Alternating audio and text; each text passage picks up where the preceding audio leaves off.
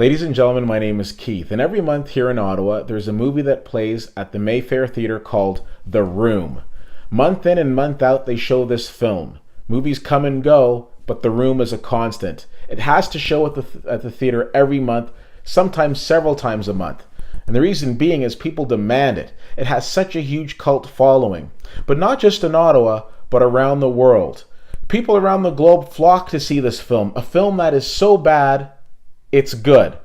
I've never seen this film, admittedly, but that could change very soon. Now, one person who caught notice of this film was a gentleman by the name of James Franco.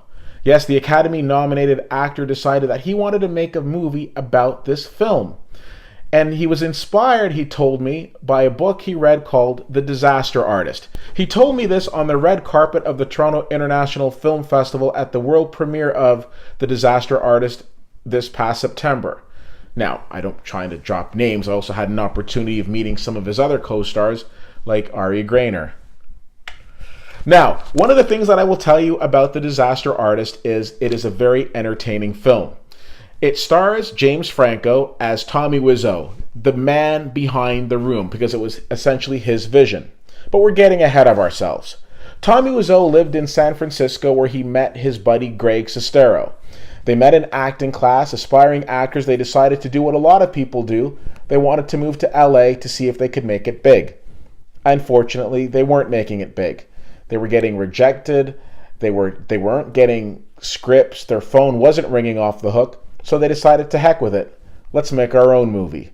So Tommy Wiseau sat down at his typewriter and came up with The Room. Now, watching this film, you realize a couple of different things. On screen, you're realizing that Tommy Wiseau was a very difficult person to deal with. He was eccentric, he was sometimes a bully, but we also saw this kind side of him. And to that, I credit James Franco's acting as he was able to humanize this very complex individual. James Franco, for a lot of people, might not come to your mind when you think of great actors, but he should. He completely impressed me with his performance of Aaron Ralston in the movie 127 Hours, and he did it again in this film as Tommy Wiseau. Along for the ride is his brother Dave, who plays Greg, as well as his sister-in-law Alison Brie, who plays Greg's love interest. Also, Seth Rogen makes an appearance, of course, as he would, because James Franco and him are very close. But James Franco is a pretty smart guy, realizing it's not always what you know, it's who you know, and he knows some pretty cool people in Hollywood, and they're also in this film. People like Judd Apatow, people like Bryan Cranston. This movie has no shortage of Hollywood talent. But it also doesn't have a shortage of an interesting story or strong acting. I really enjoyed this film. I've never seen The Room, so I shared this experience with a lot of people who had seen The Room who were laughing at parts that perhaps I didn't get. But what I did get was the fact that this is a movie that you want to check out. James Franco is in a lot of conversations right now for Best Actor, and I can tell you that that is not misplaced.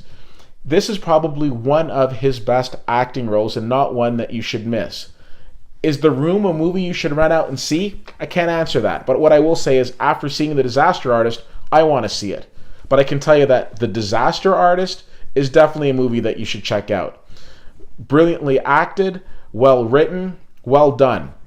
If you have the chance to see this movie, which I give a B+ to, let me know what you think. As always, you can reach out to me on Twitter at CFL_fan, Facebook.com/WittyWhittier, and WittyWhittier.com. Thank you so much for checking this out. My name is Keith, and I'll see you at the movies.